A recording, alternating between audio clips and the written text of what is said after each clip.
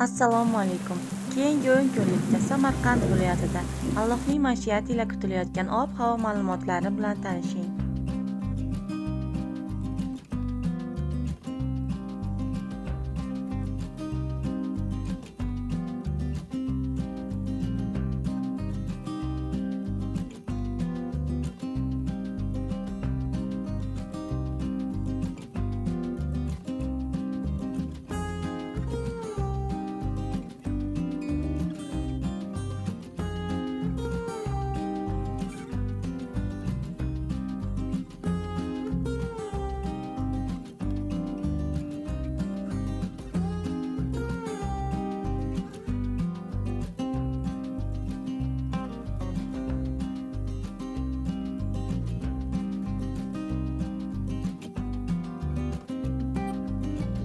Sizga qaysi hudud ob-havo ma'lumoti qiziqroq ekanligi haqida izohlarda yozib qoldiring.